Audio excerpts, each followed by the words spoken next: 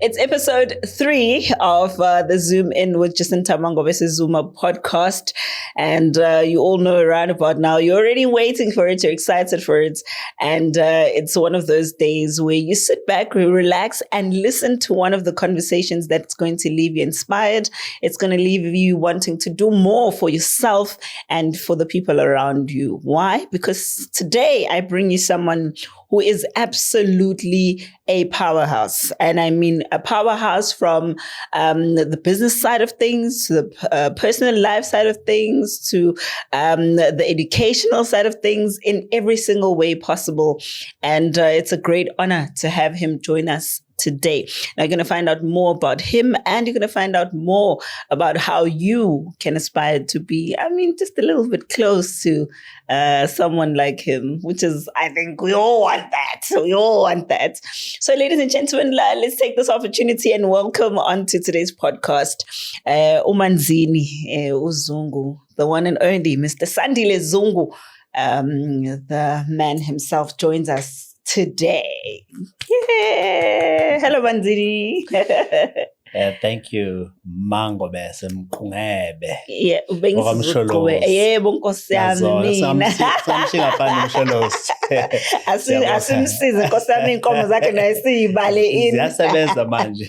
And thank you so much for having me here. It's always overwhelming to have someone of your caliber and to interview you, because there's so much to talk about. And I want you to be as relaxed as possible, because I need to have as many people know and understand the man behind the name Sandile Zungu as possible, because Sandile Zungu is a brand, and then there's a person behind that brand, which is you.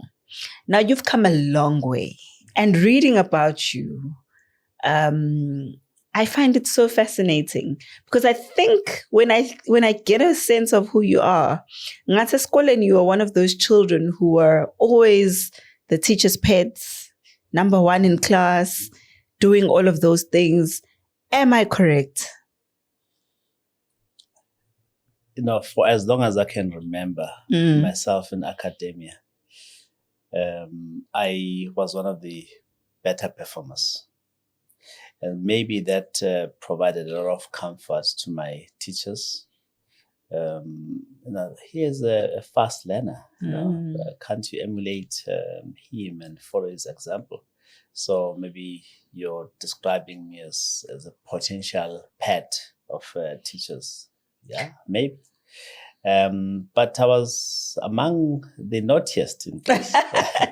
And I can remember very well that I was probably one of the naughtiest in class. I was mingling with those that were always on the receiving end of some corporal punishment. Really? Yes. So this is Uvuguzake.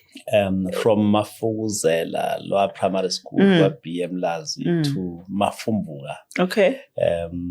At C-section. I don't know how to describe Mafumbuga, because when we started, it was a higher primary school. Okay. But when I finished, it was a senior secondary school. Interesting. And now it is a high school.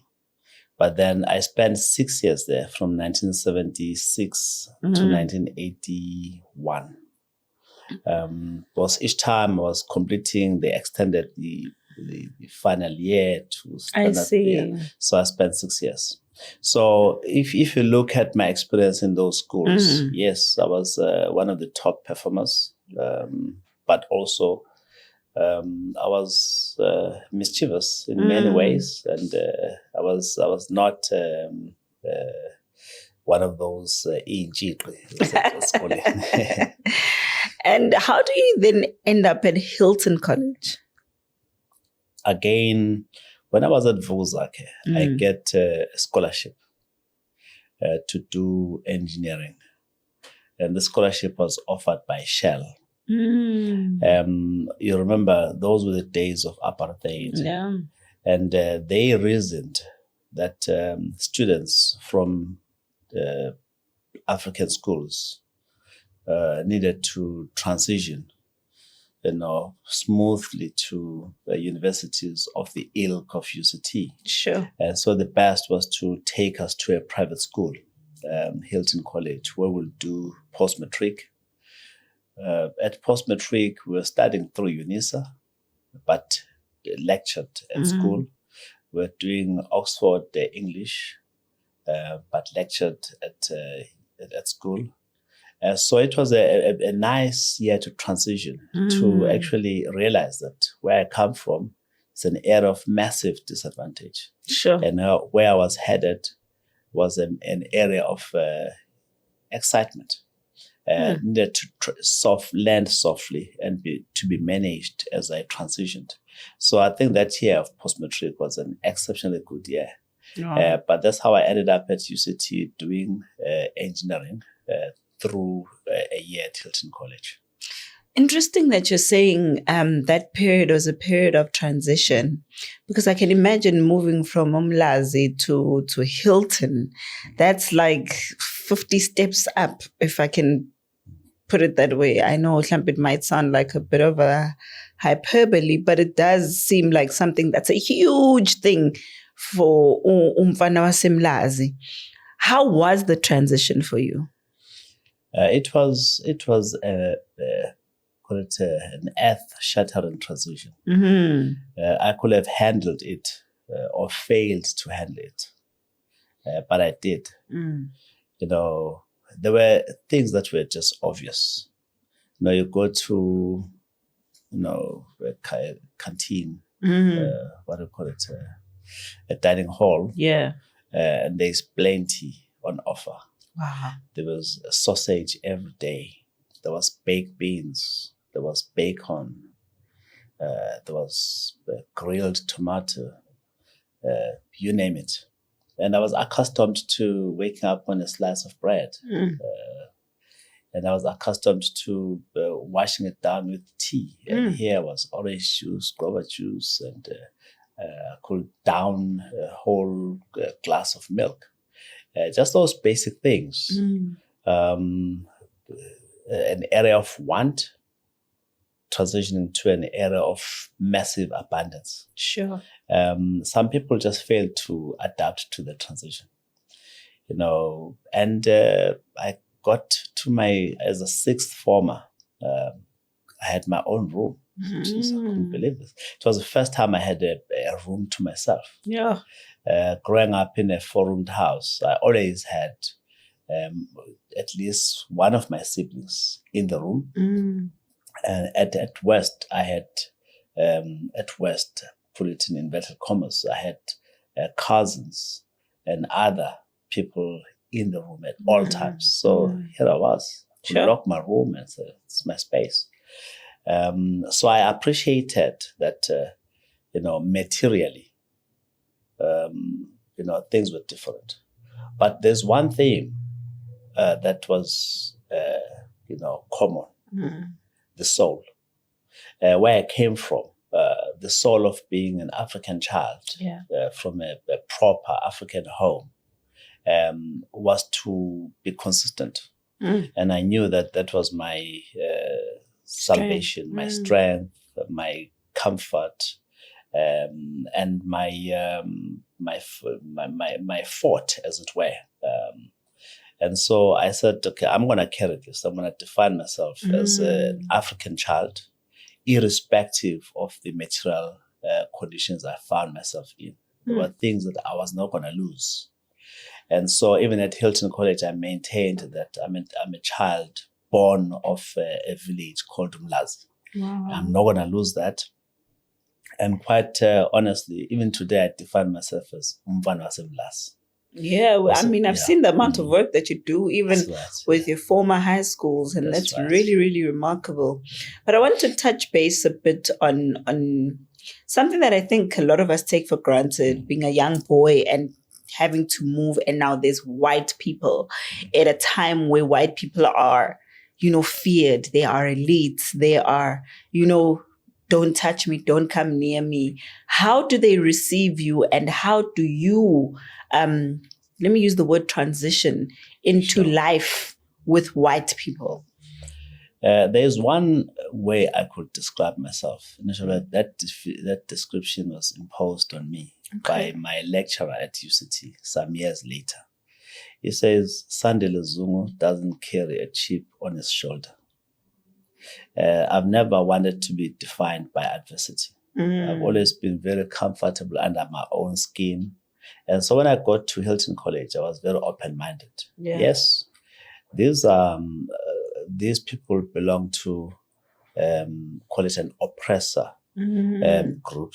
I come from the oppressed group. Yeah. But who am I to them? I'm just a peer, I'm an individual. Sure. I'm going to deal with them as individuals. Now, where I'm misunderstood, I'll try to be understood. Where I misunderstand, I'll seek clarity. And that formed the basis for our discussion. I was very well received at Hilton College, by the way. Very well received, not only by my peers in class, but also by my teachers and the whole environment. So I've got no complaint at all. Challenges were there as they continue to be there in our society. Came academia. I was the best math student, notwithstanding I came from a disadvantaged educational environment. I was best physics student, notwithstanding that where I came from, I had not seen a laboratory or any experiments performed were imaginary. But I got there. I performed much better than my peers who had come through Hilton College from sixth form, sort of from standard 6 all the way up. So I said, hey, I've established my credibility. They now respect me. Let's see how we move forward. So I think for me, it was very important, one, to come from, to carry myself with advantage than disadvantage. And to not waste energies on fruitless, call it undertakings. And it was not long thereafter that my name was beginning to be, cemented in their own memory.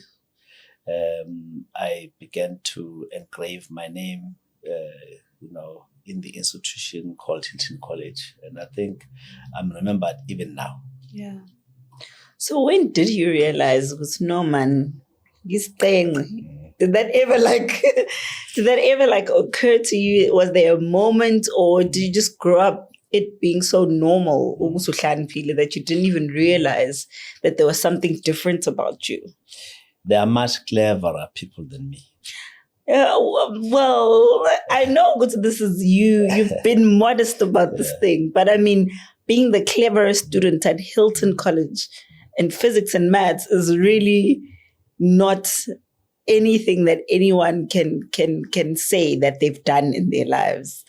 Yeah. So let's forget the others. Let's talk about you now, being the cleverest. That you claim were there, that we don't even know for sure if they were there. When do you realize that, no, I'm a special child? I at Umlazi, Kwapi, B451 was my home. And next to our immediate neighbor were people from Bondoland. Okay. Base Bizana or Khat. Ubab Khat used to like to say, when I Sandile, and and he will say that laughing. I think those small tokens of affirmation, it did a lot of wonders for me. It came from my neighbor who says, Sandile, I like you because you are smart. And he will be laughing. It means there was a funny bone in me as well. He will say that laughing, Maybe there were anecdotes that, and things that were.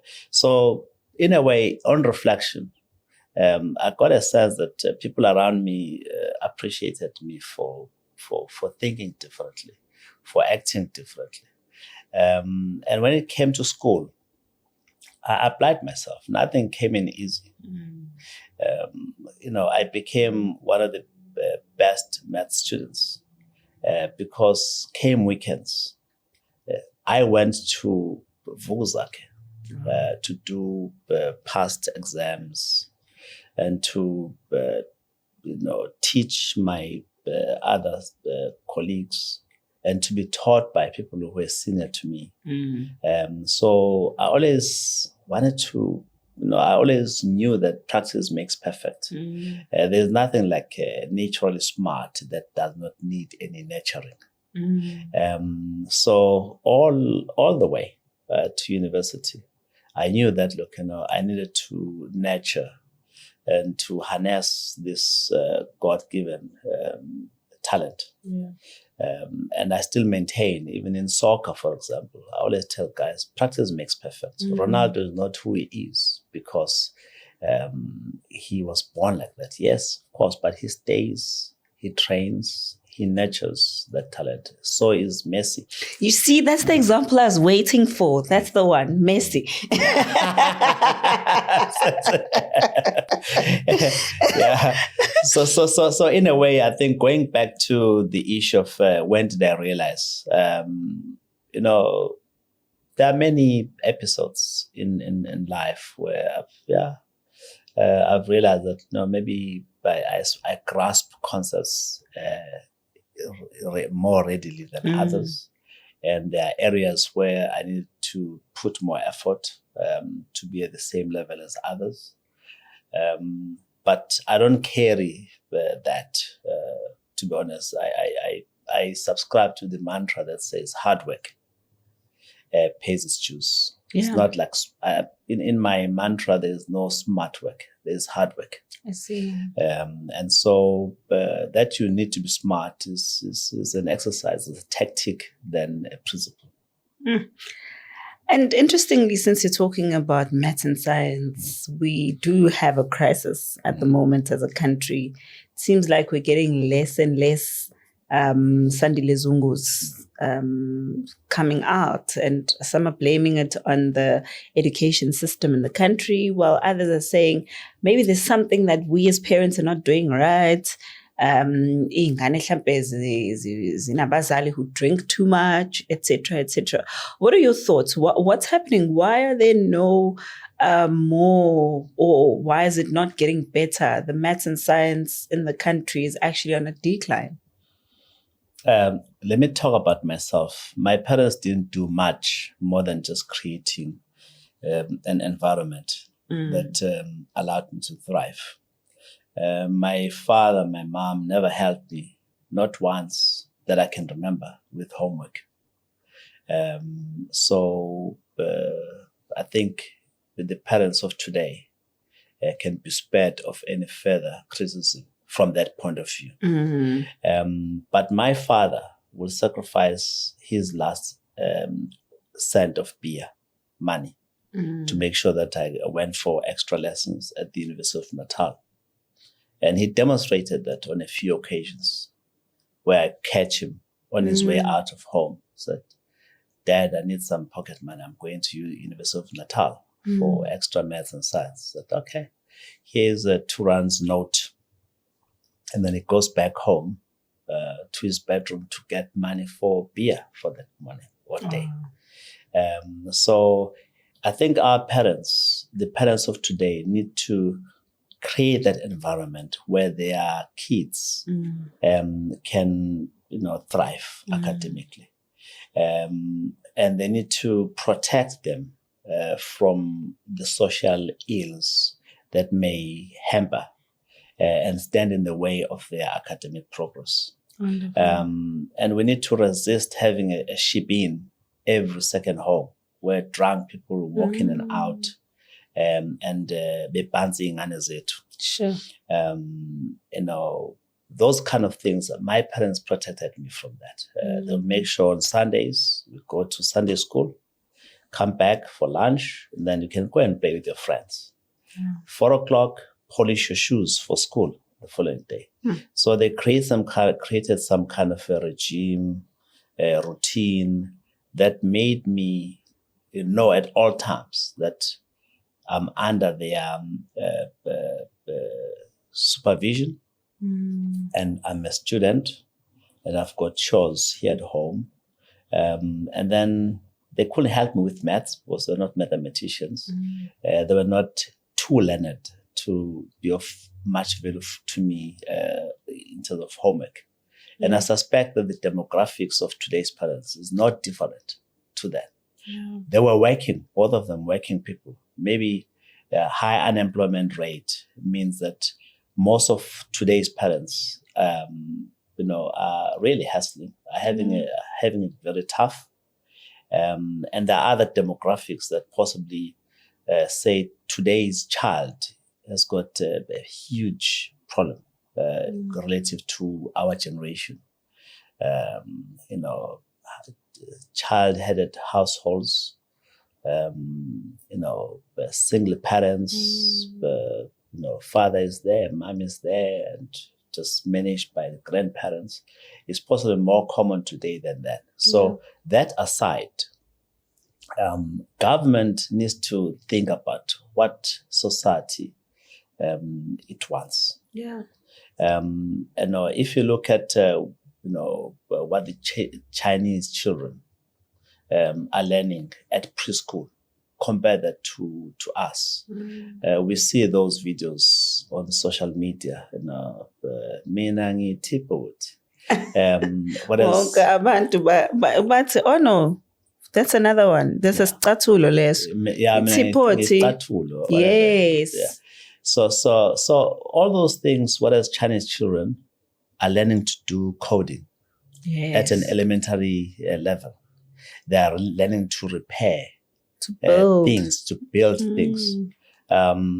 You need to have almost like leadership at various levels to really foster that kind of environment where our kids at a young age begin to imagine. It also starts with imagination. Yeah. The vision is an imagination of two sides of the same coin. Whereas if you are a consumer of information fed to you without any leeway for thinking, the anecdotes of mina ngithi bhuti begin to ring truth. So in other words, the point I'm making is parents aside, society aside, government needs to lead because they are the ones with resources. They are the ones that can deploy thinkers and thought leadership to actually lead the way. But society must not, be disarmed. They must also play their active role because we have seen in various areas that if we think government on its own is going to do it, we'll be in for disappointment. Oh, I'm so touched that you're touching on government and leadership because this is my personal view when I say that I feel like we are deprived of leaders in the country. It's like we expect a person because they have particular things or they speak well. It can be anything. They speak well. They're aligned well. They are a businessman maybe, that person can lead. Yet leadership seems to be something that I think the country is truly desperately in need of. And I know that you're a person who's in business, but you also are a person who is a leader, which is not something that a lot of people can align. How do you align the two? Look, there's a course that I enjoyed at my MBA class. It was called Business, Government and Society. Yeah.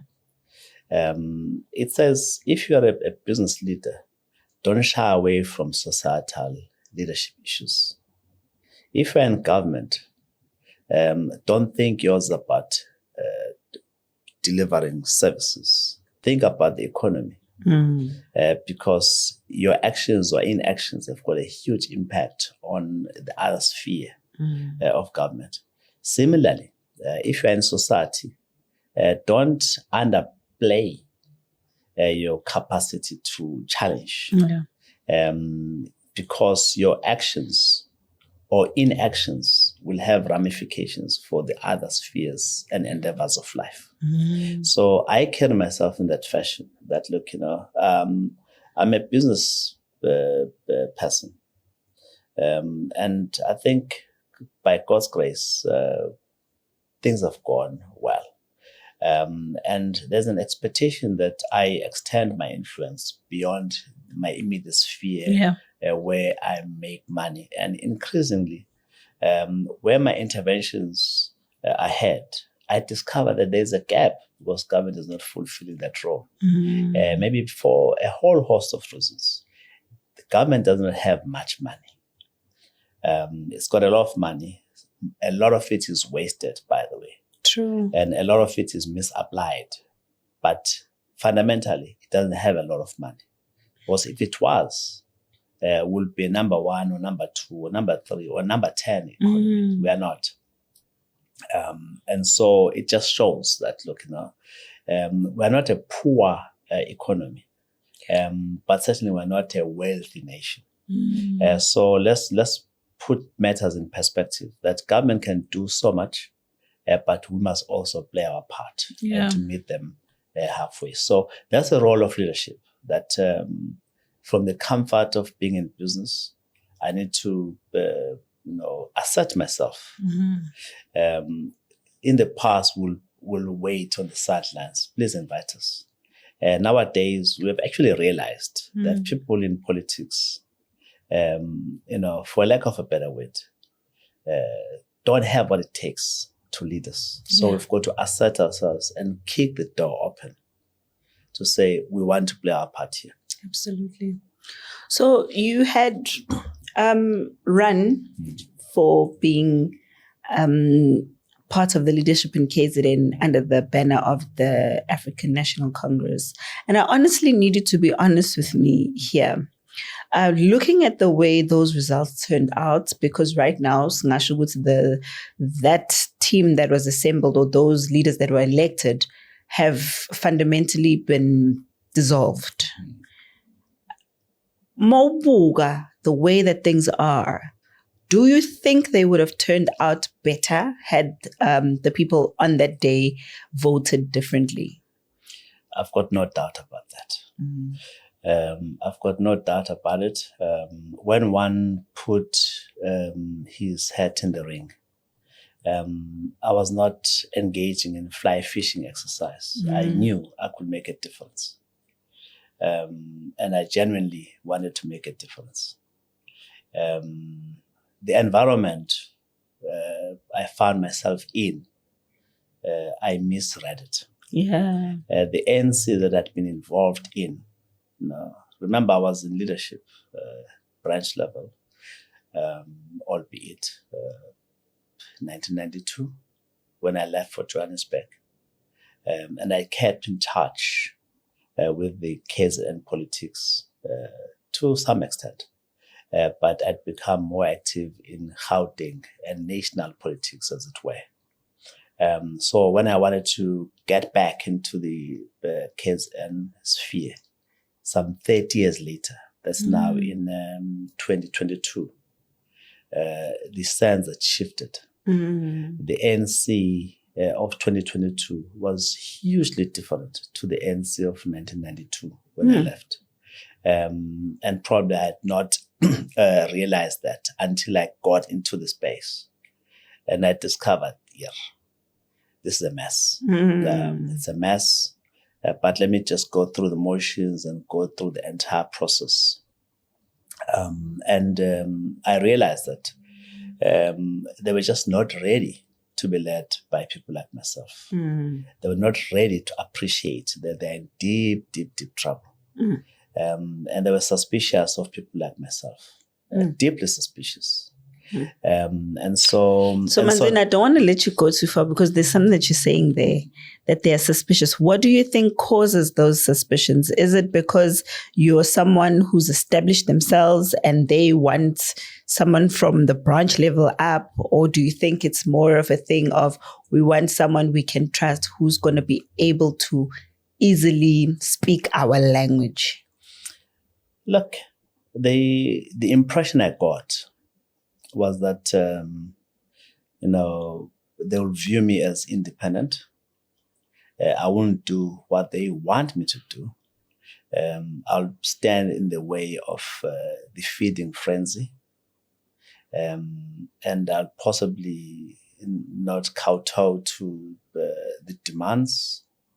And that's true. They were correct. Because I would not have yielded to nonsense.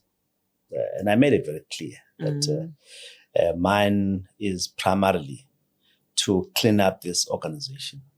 And I was not necessarily interested in becoming part of the government provincial. And I was happy that someone else continued that until deemed otherwise. Yeah. I wanted to get into the trench of cleaning up the ANC and obviously lead from the office in eThekwini. Yeah. But the fact that I'm independently, well off, caused a great deal of discomfort to a lot of them, I thought.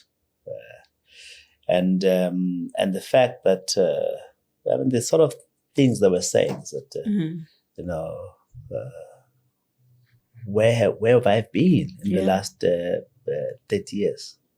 And for goodness sake, they ignored the fact that I was deployed by the ANC government to be chairman of DNL. And I did the best that I could for 5 years.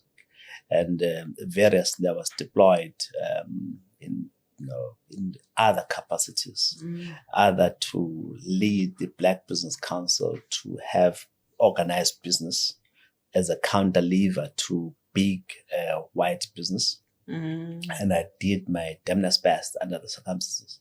They ignored all of that. They say, where were you? Sure. When we're, doing whatever we're doing in KwaZulu-Natal, can we trust you? So I just realized, actually, to be honest, I'm in for a hiding here. I'm probably wasting my time, and thank God that things turned out that way, because I then was able to focus myself on my business without any sense of guilt that I had not raised my hand, without any sense of guilt that I had not endeavored to try. And I think the last 4 years since that saga, as it were, I've enjoyed the healthiest of runs in business, because I don't carry any sense of guilt that, I've not tried. I tried, they kicked me in my teeth. Ish. I relate, Manzini. I won't say much, I relate. But I just want to find out now about your brother, because around that time, he also then gets involved, and there's a whole tender scandal that says he's getting this tender because he's your brother, etc., etc. How does that then happen? And what are the facts around it? The truth is, I did not know about what he was doing. Why? Because I did not have to know. He is an adult. He runs his own life. He runs his own businesses. And I knew about Spa, that he's got, spa outlets that he manages. And I was quite comfortable with how he was running his life. This came out of the blue. And I only realized that there was something cooking when someone says, hey, Zungu, please throw us in. I said, what are you talking about? I said, the school feeding scheme. I said, I don't know what you're talking about. And at that time, it was becoming controversial. So people were asking to be cut in. I said, what are you talking about? No, what are you talking about? So I called him. I said, look, I hear this. I said, oh, Zungu, I was going to tell you about this, but I decided to keep you out of it because I know you don't operate on these government tenders. So I wanted to chart my own path. But of course, it didn't go as well as he had. But because of the association, and largely because I would have been a more prominent name. To drag, yeah. So I got that. Yeah. Do you think that was done deliberately? What the whole bringing your brother and your name around that time, and making it the story that it was? I'm not so sure. I cannot talk for him, because clearly he had been involved in the transaction for however long it was prior. But when they mentioned my name in Parliament, in KwaZulu-Natal legislature, I really took serious exception to it, because I would have thought and expected honorable members to do their research. Yeah. And they will have discovered it's not me. But it was now on record. Yeah. I said, no, I needed to address this matter. So there were people behind the scenes who were pulling all the strings and making sure that my name gets besmirched in the process. I've got no doubt about that. It was not accidental. It was deliberate. There are people who will exploit crises to drag certain names. It happens with the National Lottery, by the way. We're coming there. I can't let that on. I mean, I could be sitting here with the lucky numbers and I wouldn't even know.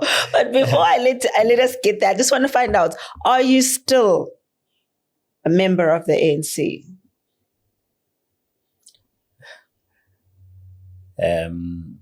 Let me rather not answer that, because I would say I'm a member in good standing. Being a member in good standing doesn't mean that I'm an official. Okay. You could be a member of any party for that matter. But I'm not an official. I'm not an office bearer at all. I don't have any capacity within the ANC at all. But yes, I would say I'm a member in good standing. You touched a bit on AmaZulu, and you were telling me about how you just mentioned it a bit about how it's touched your life, and I just want to dig a bit deeper into that acquisition. How did that happen? Because I know that AmaZulu was under the Sokela family. And Wab Sokela, I know, had reached the age where he was no longer active. How do you then reach out to him, or he reaches out to you to say, there's a football club, buy it?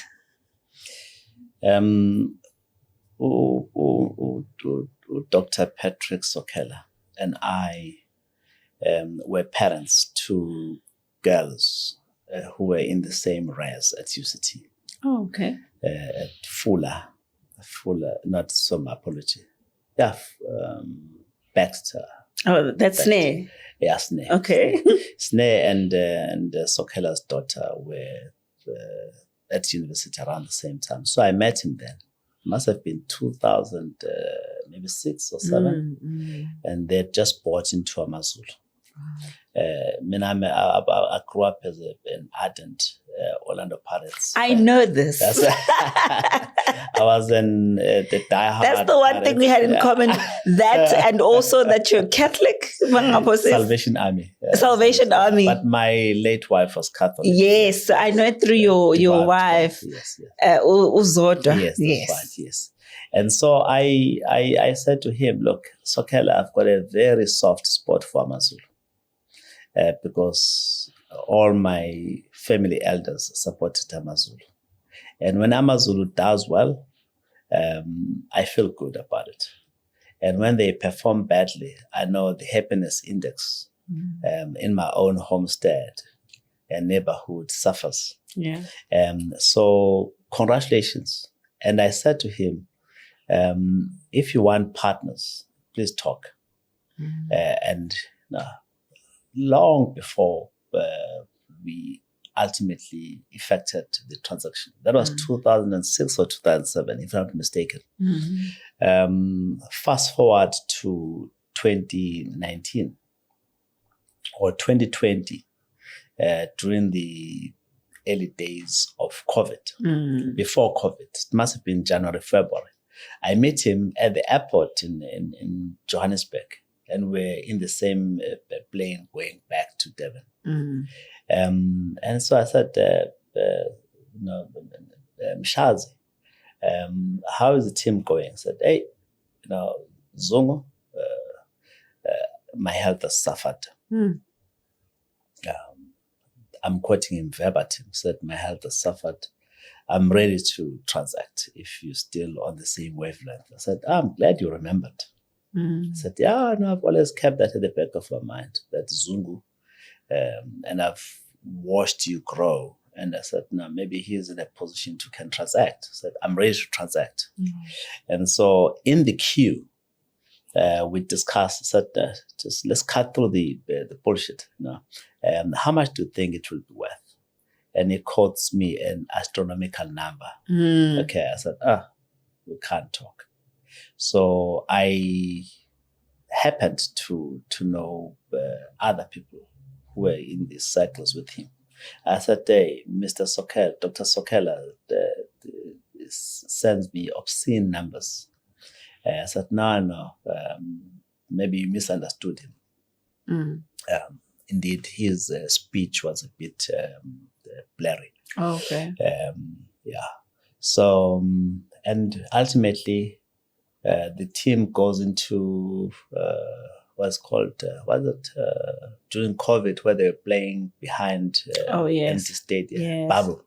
They went to the bubble and they survived relegation. And then I knock on him. I said, look, you've survived relegation.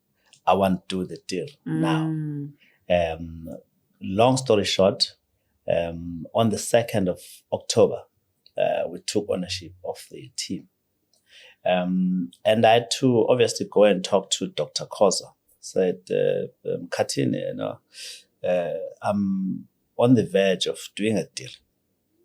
And Dr. Khoza says, Zungu, have you spoken to the king, Ubayed Zultin?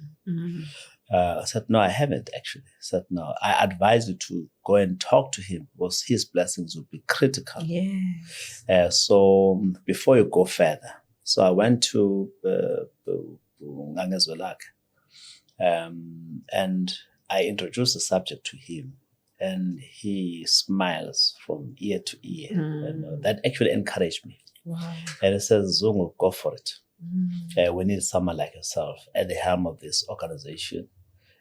So I then went back to Sokela's and their advisors in confidence that the blessings were there. And when we concluded, I also called the king in the presence of Sokela now.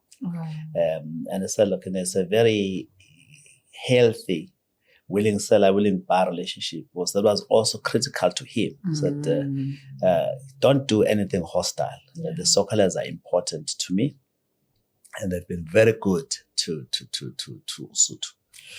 So now here are Sokela, myself, and we are just about to announce it to the media. And he loved it.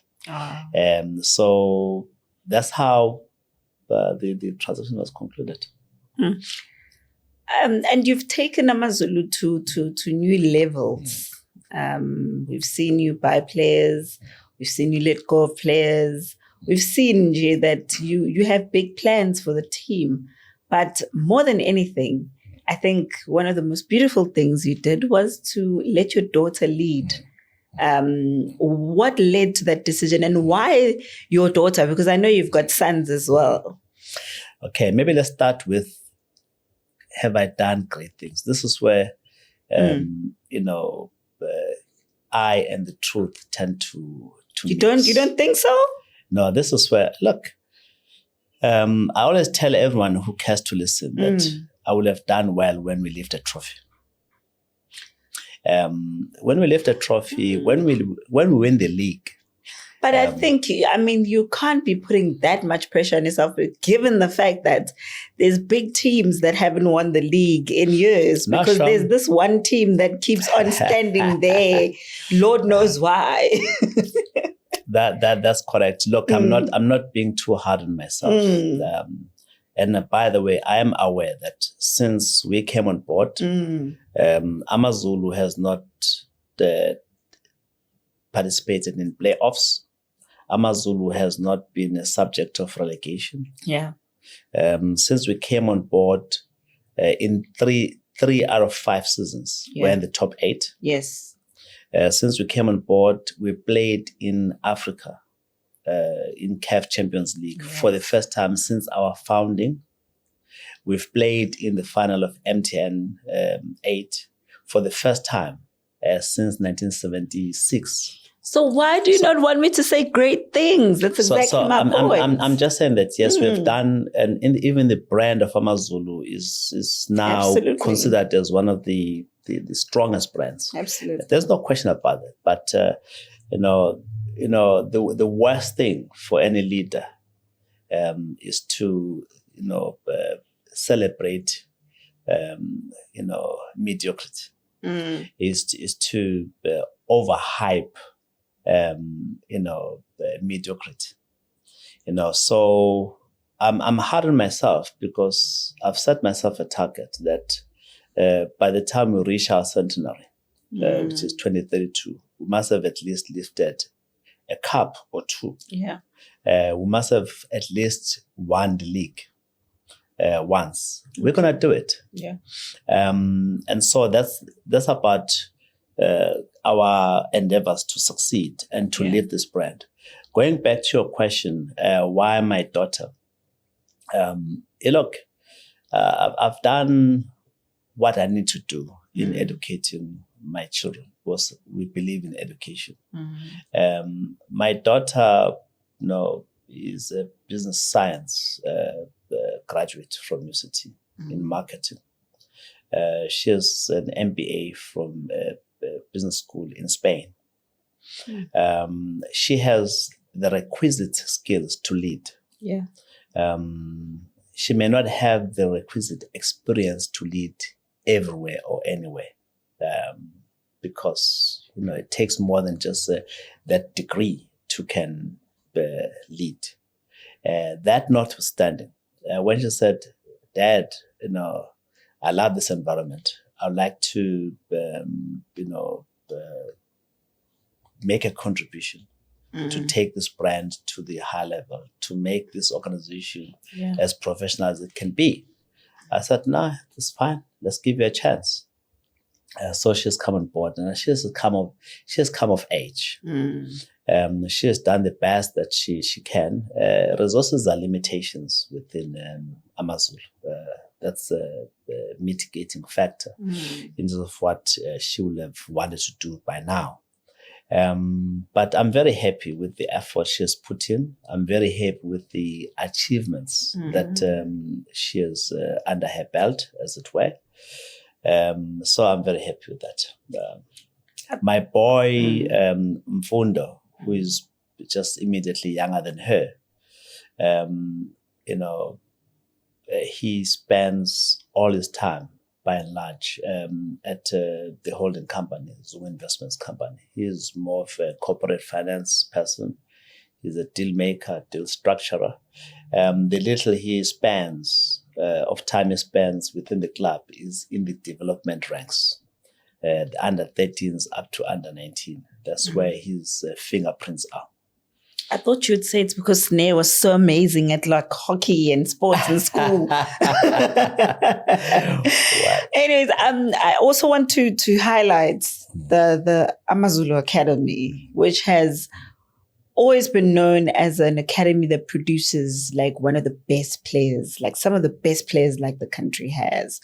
And to see that as something that you still are envisioning to grow is quite big, because AmaZulu Academy is something that I think every little boy aspires to experience. And what does that for you mean as someone who holds the dreams of so many young boys? It's a very important question, Jacinta. I'll answer it in many aspects. We're the only team in this province which has got fully fledged development ranks. We've under 13, under 15, under 17, under 19. And then we have almost like a prescribed reserve team which plays in the MTC like all other teams. We invest a lot of time and money in developing the young people from under 13 all the way up. Why do we do that? We don't get money from government. We keep kids out of the streets, and we keep their hopes and dreams alive with no benefit whatsoever from government. We're not even sponsored by a private sector. It's money from the shareholder, from Zungu Investments Company, that keeps those dreams alive. Sure. Why do we do it? Because it is our responsibility as conscientious corporate citizens to play our part. Go back to that question. Can government do it on their own? They don't have unlimited sources of capital. No. Let's play our part as well. Yes, of course, I would like to do with more. And if I can have more resources, I'll do so much more in terms of analysis and giving these young people international experiences. So we actually playing our part. But there is now actually a renewed focus on that, because we have actually realized that it's actually a huge advantage for us that we've got such a pipeline of talent that can be relied upon to build the first team. For the first time this season, we have probably 8 players that we've promoted from junior ranks. Wow. And by and large, all of them are proving to be marvels to watch. So if we consistently do it, and we've got a team of technical people who are prepared to play their part, and we're uncompromising on delivery, that will save us lots of money in the transfer market, because we are growing our own timber. So it is investment in the team, but most certainly it is investment in society. Thank you. That sounds incredible. I always love hearing people who have a plan for young people, because that's the future of the country. And it's absolutely amazing. And I also just wanted to find out, when you're talking about AmaZulu, we're talking about a massive brand. How do you feel when you see things like, when you're talking about Manchester United, people of Manchester will always back Manchester United or Manchester City. Now, there's always this argument that why are people of KZN supporting AmaZulu, Kaizer Chiefs and Orlando Pirates and other teams, etc. But bigger than that for me is people that are the face of the province, like, your leaders actively going out of their way to support other teams that are not from KZN. Well, it's a very complex matter. Ethnicity in South Africa was politicized. Ethnicity was weaponized. And I believe at times we're victims of the weaponization of our own heritage, which is unfortunate. That if you say, I support AmaZulu Football Club, is as if you're a tribalist. And some of our leaders even try very hard to present themselves as anti-tribal, to the detriment of their association with the AmaZulu Football Club. That's where we start. It's a political issue. That's why some of our political leaders, even if they have a soft spot for AmaZulu, They don't want to project it because they don't want to be described as tribalist. And actually, after one national leader of the ANC says, why don't you rebrand this? I said, why? Why must I? Why must people of Barcelona take pride in a Catalonian team called Barcelona, which is a global brand, and whose support, by the way, goes beyond just the tiny, city of Barcelona, absolutely, into much of Spain? Why must I frown upon, the brand AmaZulu Football Club when a team from Mamelodi is patronized by people in Atteridgeville? Yeah. When a team from Orlando is patronized by people from Zimhlope. They don't say, it's a team from next door. I see. It must confine its support in that township whose name it uses to brand itself.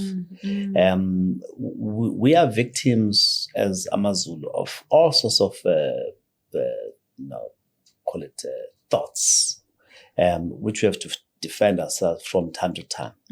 But I think fundamentally, our responsibility as a AmaZulu Football Club is to make sure that we play a good style of football, entertaining style of football that wins us games, that wins us trophies, so that those who want to support us will have a good reason to support us because they want to associate with the winning team. Yeah. That's our responsibility. Because if we don't do that, no amount of trying to explain ourselves will stick. Because we're losers. Yeah. We're a bunch of losers. Yeah. So that's why I've consistently been saying, let me win a trophy. Then let me go all out to then scold those that don't want to associate. Because I've won few things. Yeah. Why are you not supporting your own team? But it is a fact as well, Jacinta, that we do feel at times that a lot is being done for teams outside of the province. And they're given further advantage at our expense. For example, you'll find a team from outside of the province being encouraged to play in some of our metros. Yeah. And they'll be paid monies to come and play here.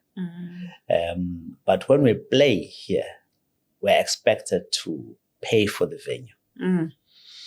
There's no encouragement. In fact, right now we're getting nothing, no financial support from even the metro, nothing, let alone the province. Sure. So we have to fend for ourselves, and yet we're expected to do so much as we do so much for the people of the province.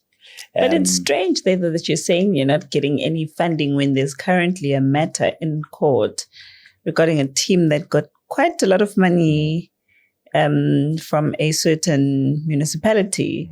So is that also borderline depending on who's asking for the money? Is everything political? Look, I cannot talk for Msunduzi and Royal AM and at least you said them. Maritzburg United, because obviously I don't know the facts.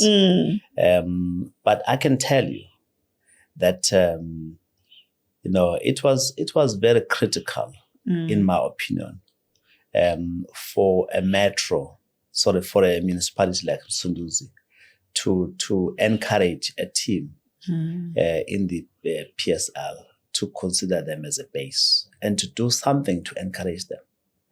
Because those games, soccer is a major contributor to the local economy. I see.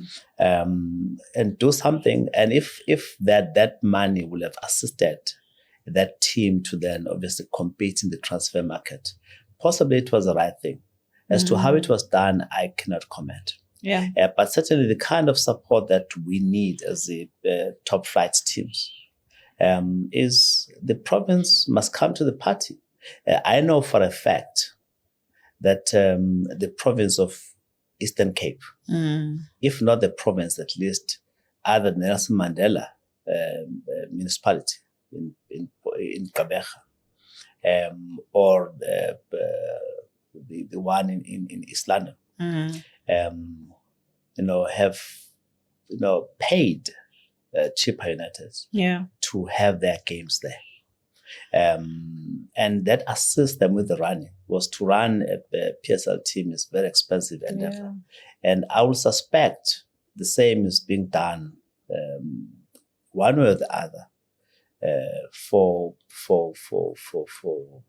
TS Galaxy in Bombela or in Mpumalanga. For teams like Kaizer Chiefs, you see municipalities are falling over themselves to say, come and play it. We will pay you. We'll pay you in Polokwane. Come and play in this metro. We'll pay you. Come and play your games at eThekwini. We'll pay you. No one reaches out to AmaZulu to say, come and play in our municipality. We'll pay you. No. See for yourself. Fend for yourself. So there's a huge disadvantage that awaits teams like AmaZulu. Yeah. But guess what? We'll thrive. We see that as a challenge and will not drown in our own tears. We see it as a challenge and we'll prevail. And that will be, our experiences will just be lessons in history when we write a beautiful story in future. I'm glad you touched on you fending for yourself, because it'll take me back to something that you also mentioned when you're saying that some of your companies have to feed into AmaZulu, because it'll take me to my next question. When people see Sandile Zungu, they see money. When they see you, they think, let me come and ask for this and that and that. I'm sure you get a lot of requests with people wanting money for this and that. What would you say your relationship is like with money? And do you consider yourself to be super wealthy? Look, I see money as an enabler. I see money as a means to an end, than an end in itself. What does money do? It unlocks opportunities. It makes things easy for one who has those resources. Do I see myself as extremely moneyed? No, I don't. Because this enabler, this means to an end, has not enabled me to do things I would love to do. In most cases, not for myself, but for the society that I love, for the people that I love. I wish I could have more to accomplish those. Has it helped me in my personal capacity? Of course. I wouldn't be so ungrateful as to not appreciate that I've got a second home. I can send my kids to good schools. I can afford a good holiday. You've got a helicopter. So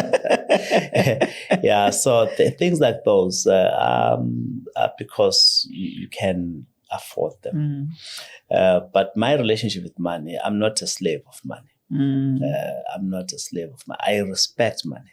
I respect it so much that I don't want to be seen to be abusing it. So how do you deal with people asking you though for money? The one thing I'm very good at is in saying no with understanding. If it does not meet, I'll be able to say no with understanding, with empathy. But if a request makes sense, I'll be the first one to say yes, without playing hard to get. So there's that medium where need resonates with my desires. And there are many people who will confirm that they made a request and overnight I said yes. Why? Because my soul says accede to this. And there are others at the same time who say they've been knocking on my door for years. And I've said no at every possible time. Why? Because it just does not make any sense. Let's touch a bit on your chancellorship, if there's such a word, at MUT.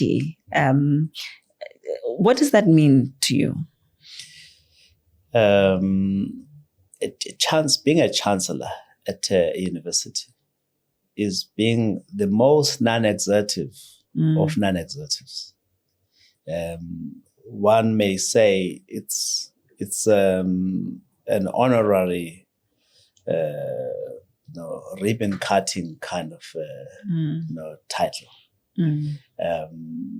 and that's a fact, because the person who runs the show is a rector or the principal or vice chancellor and the senate. Those are people who, so you're like the face, academic things of things, and the administration. I'm the face. Even then, my primary responsibility will be you oversee graduations, but based on the understanding you have with the vice chancellor and maybe the council, further tasks will be given to you, maybe by the university, call it stakeholders, sometimes by the ministers. Go and help the university to raise monies. Yeah. And I do that with the grace, because I appreciate that this is the only university which is located wholly within a township. Yeah. Within a township in South Africa. It's nice. And it serves the most underprivileged of the underprivileged. And I think it's the fact that the founder, Dr. Mangosuthu Muthelezi, blessed my appointment, and he was there at my at my inauguration, delivered a wonderful speech. Sadly, a year or so later, he was gone. Means a lot to me. Means I cannot, in my execution of duties, fail him, let alone other stakeholders of the university. So I enjoy it. Whilst it lasts, I think I'm doing the best I can. So congratulations and well done on that. I don't want to take that moment away. I need us to really take it in. You've done an incredible job at raising money for a lot of educational places, not just MUT. I did mention your former schools as well as your daughter. I see that she's also going back to her old school and raising and building structures worth millions and millions. That is formidable. And it's not something that we must take for granted. So for that, Manzini, thank you so much. Because we all know how important education is, no matter how much they try and say, but we remain with the conviction that education will always be one of the most important things anyone can do for themselves. As we were touching a bit on money, I want to go back to the lottery. Maybe before you go to the lottery. Before we go there, yes. On each of schools. Yes. As a family, we've as you eloquently put it, we've done so much for education, especially infrastructure and the rest. We can do more. On the doing more part, I wish I could have built something for my former school, Umlazi, either Mafumbuga or Vuzak. But my worst fear is building a pavilion or a soccer field and going there a year later. It's been stripped of all metal, or it's being invaded by people who have got no appreciation. The sprinkler systems have been lifted, metal, and it's not fear mongering. It is reality. For as long as our society does not appreciate things that belong to them and does not guard them jealously, our societies will forever be left behind. And here I am saying, I wish I could have invested those millions into Vuzake or Mafumbuga. But I can't, because I don't have assurances that I won't be disappointed once they're handed over and completed when I revisit a year later to find that actually there's no evidence that anything was ever bequeathed to that institution. So it's a lesson for our society. So it's actually a call to you, especially to the community Mlazi, which please come together and start working towards taking care of izinto that belong to you, because they're not just for you, they're for generations to come. And if you don't take care of it, other people don't have the zeal to come forward and actually invest some more in Malokishin. So please, bandle Malokishin, siyacela mphakathi ukuthi we need those community times, community people, where people come together and they stand up for what is right and they fight to keep their communities safe and protected. You know, this new trend, yama gangs, where parents are actually even scared of their own children. We really need to do better when it comes to that. Because of time, I really want to go into this. To the lottery. I don't even want to know how that came about, because I think that's been covered all over the news. I just want to know for you that why did you feel like this is something that you want to get involved in? I used to be chairman of Gold Rush Gaming. How did it come about? I owned a business called Crazy Slots, which had an operator of limited payout machines in Gauteng. Did so well that Gold Rush acquired us. And in the process, we got Gold Rush shares, and we put more money to acquire a bigger interest in Gold Rush. And after a few years, I then sold my interest in Gold Rush. But they asked me to remain as non-executive chairman. Okay. And in the process, Gold Rush is in the gaming space. Lotteries are a nice extension of its offering. So we knew that the then incumbent operators' tenure was coming to an end, Ituba. And so we positioned ourselves to apply for the license. And that was possibly 3 years or so ago, 2022. And their tenure was extended by the former minister, Ibrahim Patel. But we placed our ducks in a row, and we got a good technical partner in Genlot, one of the major operators of lotteries in China. We read the mood in terms of how we need to compose our consortium. So when ultimately the RFP was issued, we duly submitted. So it was not an overnight thing. People thought this thing that, you just woke up sometime in December.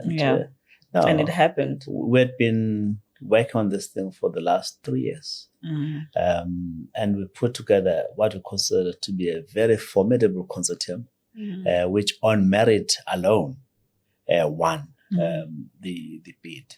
So all these legal challenges, to be honest, they don't bother us at all. They don't give us sleepless nights, because it's basically people clutching at the straws, hoping that something will stick. Nothing will stick, because nothing should stick. And so on the 1st of June next year, we're going live. Right now, we're rolling out. We're recruiting people. We are identifying offices. We are assembling machines. We're doing everything that needs to be done as a build-up towards going live on the 1st of June next year. So what about all these rumors that, not rumors, but it's been actual newspaper articles that are talking about the connections that Paul Mashatile might have had a hand in making sure that you get this deal. Is the truth to that? How so? I mean, think about it. Who decides on the lottery question? Is the Minister for Trade and Industry and Competition, ably assisted by who? the National Lotteries Commission. And when questioned in Parliament, on record, the minister indicated that he had chosen Sizakaya for the right reasons. And he has made those reasons public as to why he chose us and not others. And I think that therein lies the truth. And when asked about the deputy president, said he would not have had any influence whatsoever on the matter. So I'm not gonna talk for him, but we find a lot of solace in his public answers, which are not only on the record but in writing, in answering affidavits. So we as Sizakaya feel we've been exonerated, but the adversaries have an absolute right to scream until they're blue on their faces. But they're wasting their time, to be very honest. They're wasting their time. They'll soon discover that they've just wasted money on legal initiatives that will take them to nowhere. We don't derive pleasure in rubbing it in, but it's a fact that comes 1st of June next year. Ziyakhala. This is Zakaya. And I just want to find out. So now there's so much controversy around the National Lottery, even right now. One, there's been rumors that it's been structured in a way that they already program who the winner is. And then there's also from the National Lotteries Commission in terms of the funds that they give to NPOs and etc., that there's a lot of corruption there. We've seen a lot of celebrity names, this and that. You're coming on board on top of all of that corruption. What is the building process in terms of cleansing the National Lottery of all of that? But also, do you take on all of the things that they have had and take them and do they become part of you, or does the company Ituba have to deal with that?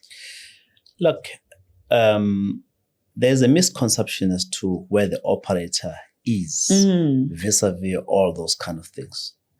We're the operator, this is Zakaya, and the distributions, among others. Something is obtained, is gotten by the players, some by the government, and the agency, commission, which then distributes to where the causes get its allocation. I see. The controversies that you've spoken about related to celebrities are in the domain of the National Lotteries Commission, not of the operator. I see. Where we are deeply concerned is in people losing faith in playing the lottery. Because if you say the numbers are pre-populated, and manipulated, of course, we then realize that when we operate, we have got a mammoth task to bring back the credibility. Whether those rumors are the truth or not, it's not for me to answer.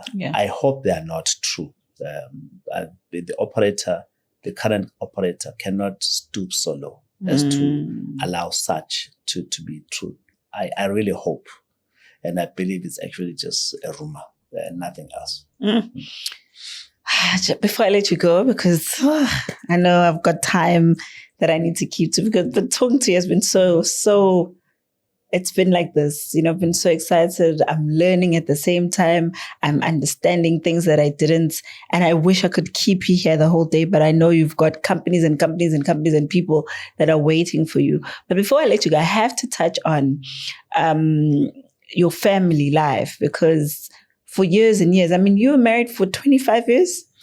Before my wife passed on. Yes, before your wife passed on. You were staunch, I've known you even since then. Like I said, I knew your wife as a Catholic. And for someone who had family values and losing your wife, what was that like for you? It was not easy. There's no question about it. Here's a person that had built things from ground up, and dared to dream with, who had put so much into making sure that my dreams become a reality. And by virtue of ill health, her life was cut short. Of course, it was very painful, not just for myself, but for extended family. She was very, a strong player in my family. A very strong unifying figure among her siblings. She was all too important to all of us, gone. But I remember that, I had the privilege of a decade to plan for what was the eventuality. She had helped me to prepare myself for the day that will come. But when it came, it was not like I'd never been prepared. Sure. But a lot of things will have been done just to make sure that the transition was not as painful as it could have been. I mean, we discussed the wills for both of us openly, went into various iterations, which therefore meant even the winding of her estate was not too painful. Small things, but very important things. But she would have been the first one to say, when I'm gone, march on. So I had to just get up and go, pay her instructions. And by God's grace, I found someone that really matches her pound for pound. And quite frankly, I always say to her, I got a signal. She gave you the signal, Mama. Mama gave me a signal. And that was like 6 years of being without a wife. With those 6 years, were you actively looking, or were you just waiting for the signal, as you just said? Was there something that came to your spirit and said, this is the person that I must take now because she says yes? Was it like a signal? I got a proper signal. I'm a deeply spiritual person, and I think all humans are spiritual beings, and how they relate to those spirits differs from one person to another. Yeah, and I know how to reason with my own spirits. So when I get a signal, I know this is a signal. And so when I got a signal, I said, this is the one. Yeah. And that's it. And you look very happy, I might say. So congratulations on that. And that wedding was top notch. We really are thankful to your wife, because as a wife myself, I know we keep our husbands intact. We keep them going. We are essentially the ones that can make or break any situation. So with all those businesses that you're doing at the moment, it's nice, I'm sure, to go home to a wife that is your peace and your comfort, and it shows. You see, that I like credit to women. And at any opportunity, I like to pay tribute to women. From my grandmothers, Umam Tembu, who gave birth to my mom, to Umandlela, who gave birth to my dad. Wow. I was privileged to spend good quality time with both of them. More so with my paternal grandmother. Was my maternal grandmother passed on when I was still at varsity. Then I was doing my final year in 1988 when she passed on. My grandmother from my father's side spent a lot of time, quality time. We even lived together for quite a long time. Very special woman in terms of molding who I am. My mother where do I start? Where do I end? She was a powerhouse. Wow. To my late wife, Uzodwa, to my current wife, these are pillars that I stumble upon from time to time, but they keep me focused and they provide me with a good perspective of where I should be or where I should be going. So a huge shout out to women in my life. I actually laugh because I look at Sneh and I look at the newborns and I'm like, I wonder how they manage the age gap here. But looking at you now, looking all younger, I'm sure you also have to keep up with the little ones to make sure Guti Dad is always ready. And I'm just happy that you get to experience that through everything that you've been through and everything that you do for the country, for yourself, for your family, for players, for upcoming football players, for everyone. We just want to give you a huge shout out and thank you. Thank you very much. Just one last message that you'd like to send to all the people who love and appreciate you, and even those that don't. Just what would you say to everyone that's watching this right now? Well, my view, the philosophy that I hold very dear is hard work pays its dues. And others will say you cannot keep a good man down. Hard work pays its dues. Hard work will speak for itself, and integrity sustains gains. Mm-hmm. You know, the landscape is littered with people who love to make a quick buck, and they beautify the landscape. Their skeletons beautify the landscape, not literally. You know, so I always urge people who want to follow my example, who think my example is worth emulating, that worship hard work and stick to the road that is arduous. It's difficult, but it's fraught with less difficulties. It's a road of integrity. Thank you. Thank you so much, Manzini. And personally, I just want to thank you for every time that we reach out to you. You're always willing to help. Lo no lo kunmanga minangwazi. So ngasho ngisho spirit sakho sizakahle. Firstly, thank you. You've sponsored our wedding. We had a beautiful wedding for a couple. They're still married today. It's awesome. 2 years later. I know they're looking for forward to their third year next year because of the contribution. Kwadliwa emshadweni kwabamnandi babevele bekhona bewu-2 so they just couldn't manage them because kwakumkipito situation, but now they're very, very happy. Uma khona wangena ngisho esontweni usindisiwe now from someone who was just like ezihambela emgwaqeni ephuza and all of that. Now she's turned a new leaf in life. Ubabize bazobuyela umdlalo wamaZulu babe guest ka-president. That is so, I'm so happy for them. Oh my gosh, I'm so happy. Yes, I will be. Okay, you just made my day. And you made their day as well. And thank you so much for reaching out when I was at my lowest. You don't know how much that text from you meant to me. It actually encouraged me to keep going. And I am so grateful for that. Ngiyabonga kakhulu Manzini. May God bless you in everything that you do. May you keep on prospering. May you remain the humble, reachable person that you are. And we wish you all the best. Thank you very much. All right. That's it for today. Thank you so much for watching. We really appreciate you. And don't forget to subscribe. Click on the notification bell. And I know you guys are going to do the Lord's work with this podcast because it's definitely going to be out there and it's going to be trending because there's so much to learn, so much inspiration, so much to know and keep for the rest of your life.